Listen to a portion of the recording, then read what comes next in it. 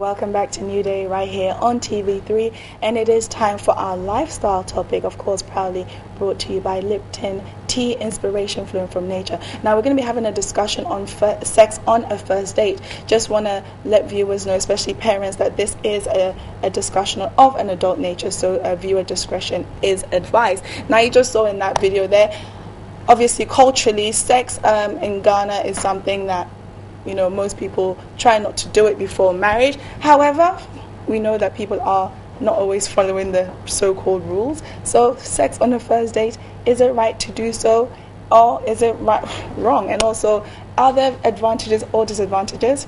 Well, I can't answer those questions, but to help with the discussion, I have with me Kojo Ado, who's a social commentator, Voice of Change. Welcome back, Kojo. Thank you very much. How are you too? Very well. Great. And also we have Loretta Diego Braco. Loretta Diego Braco, I got that right, who's a private practice psychotherapist. Good morning, ladies and gentlemen. Good morning.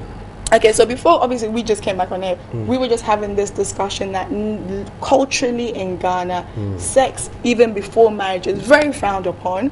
But the reality of it is people are doing it because of, cultural values and also religion. A lot of people are doing it, but generally in secret. They may not go up and open their mouth and say, yes, I'm having sex, and I'm not married. However, we know it's happening. But sex on the first date, controversial as it may be, yay or nay, Kojo? I would say that when you situate it in Ghana, I would say sex on the first date is a no-no. I mean, we're taking it from our cultural background. I don't believe that any culture in Ghana or any setting in Ghana would say that you go have sex before you get married. Biblically, it's even wrong. It's immoral for us to do. But let's look at it from this angle. Sometimes some people might have known each other for some time. They might have spoken for some time, blind dates and everything like that. Now you call it the first date. The date officially known that I have been seeing Amake more times about how do we meet? We meet on set. But the day for us to meet officially, just you and I, that is the day. That's our official outing. So we could have known each other for 5 years. Exactly. Our first date. Our first date that at least we have really, really timed ourselves. This is the venue. This is the time that we want to meet. This is the time that we want to be together. That is the time. So there might be something that it is about you that might attracted me to you. There's something that is about her that I might attracted to her and everything like that. So on the day, sometimes, even in my mind, I had already had sex with you in my mind. so automatically when we meet, depending on how our talks and everything will go, depending on how we conduct ourselves, probably it might happen. But who gives in the room? Who starts it up, the whole thing like that? Who starts the whole game and everything like that? But in Ghana, it's a no-no. Others do it behind the scenes. Others might feel that, hey, come on, listen, this is just a normal thing. That we are just having fun and everything. But if you go the spiritual background and everything, sometimes it has its implications when you are not even married. Okay. Yeah.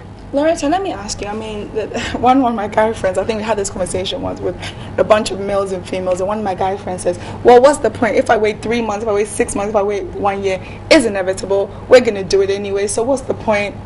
First night, let's do it. So what's wrong with that? Okay, I think it's really important to sort of look at what the expectations are. So both of the people who are going into this date, what they expect to get out of the date and what they expect to get out of sex if they decide to engage in sex. So I think if you sort of go in there thinking, well, I'm going to get a long-term relationship out of this, he's going to commit to me, if I have sex he'll like me, you could easily be disappointed, and that will affect you emotionally because you'll feel that sense of rejection and really that insecurity. So I think it's really important to know sort of what your expectations are of the sexual encounter before going into it. Okay. Yeah, I mean, as you said, when you go into the relationship, at least you should know what you are going in for. Is it you just going to have fun? The other day I said it. Are you going in for you to be kept, or you are going in for you to be kicked out? I mean, so on that premise alone, you have really gotten to know that yes, I'm going in for us to have a fruitful relationship, which might lead into marriage. I'm coming in for us to have fun. because I feel that there is something about you that I just want us to just have fun, just enjoy ourselves. So what are your expectations?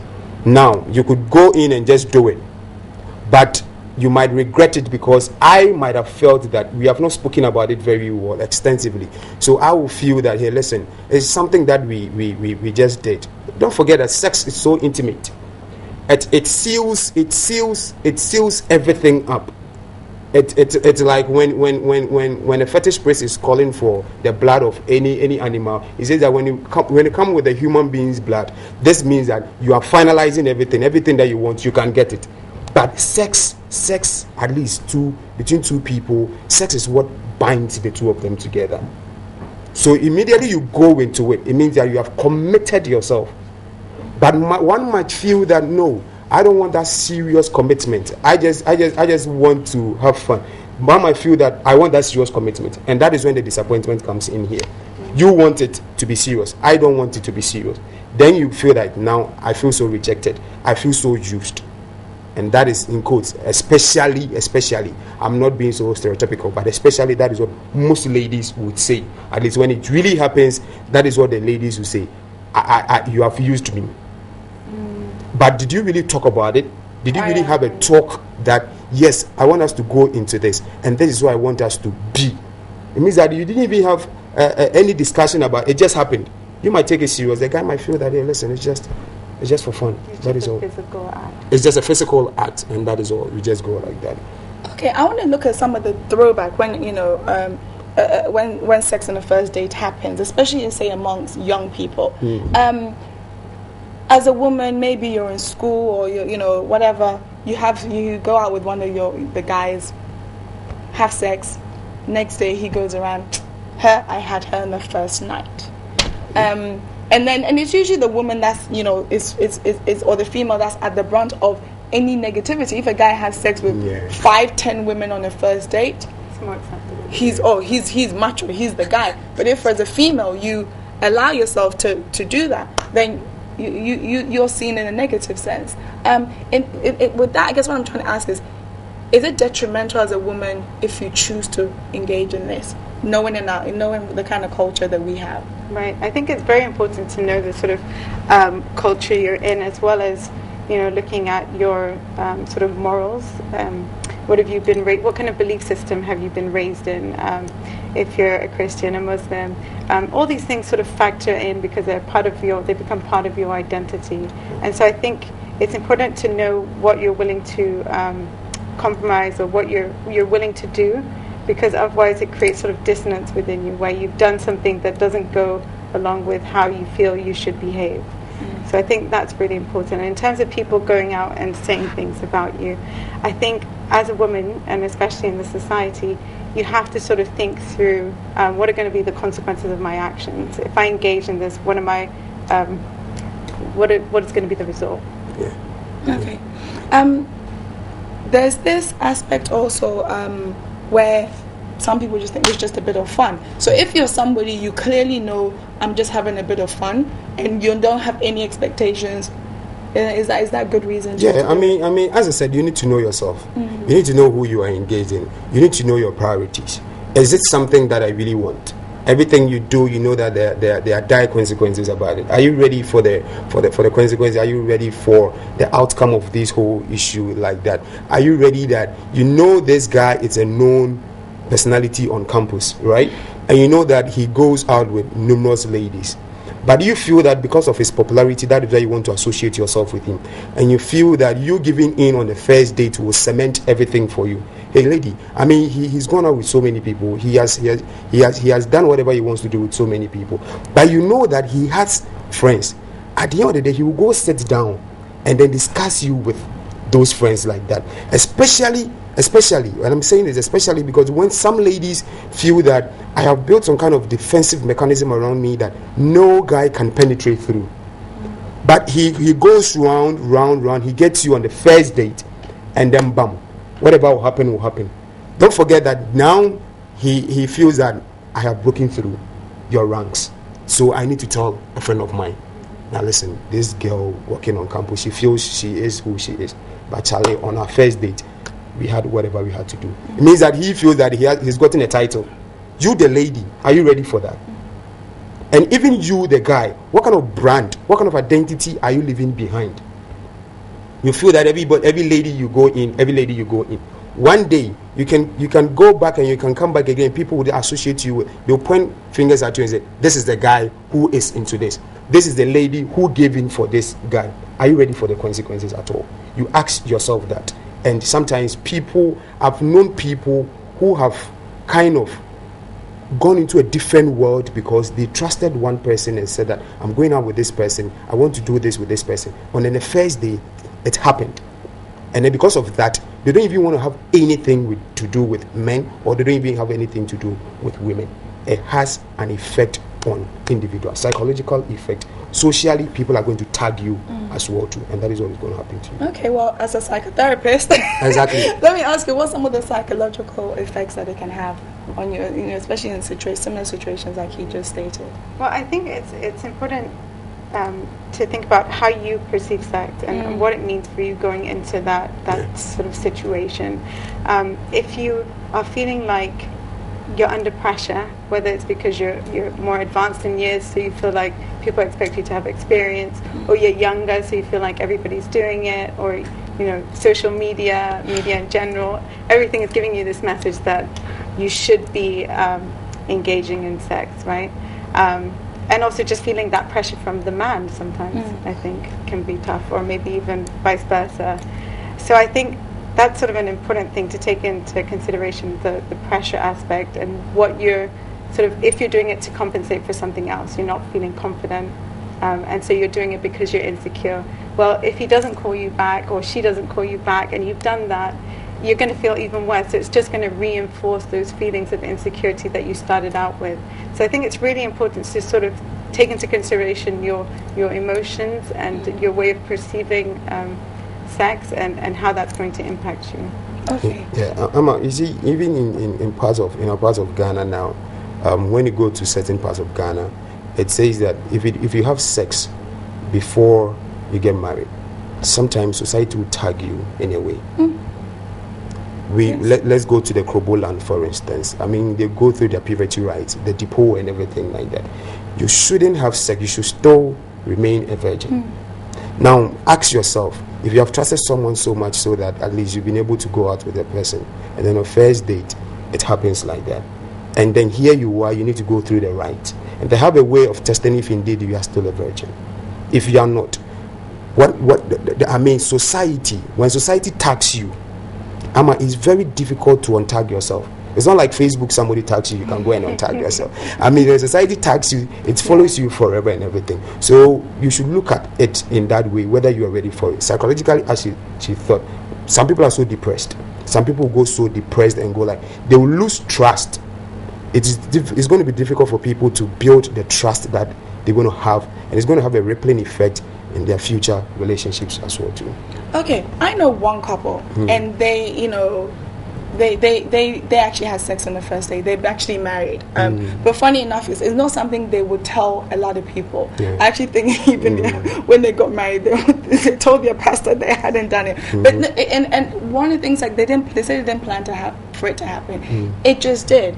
Do you honestly think people a lot of times go in and plan these things, or it's just maybe you're out, you're enjoying each other? Sometimes maybe there's alcohol involved. Maybe you feel so comfortable with the person, you end up in a room, one thing leads to another. I don't, do you think something is planned, or it just tends to happen? And I guess the question to our next one I will ask is, how often, we don't have stats, but how often do you think it leads into marriage, but people are just not honest with it?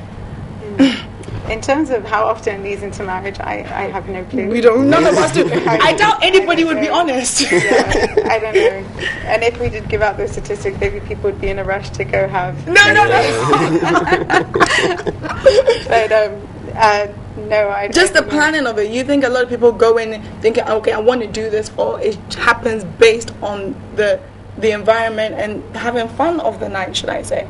I think some people probably have that on the cards when they go into the date. They probably sort of give off that sort of vibe, exactly. right? But I think that's where communication comes in, where you are able to know your limitations and say to yourself, okay, if I'm not very good with alcohol, and I know before I go into this date that I don't want to have sex with this person, right, because I don't know them very well, then you're not having alcohol, limiting your intake so that you don't get involved in something. Right, you don't get into something that you're going to later on feel guilty about and really beat yourself up about.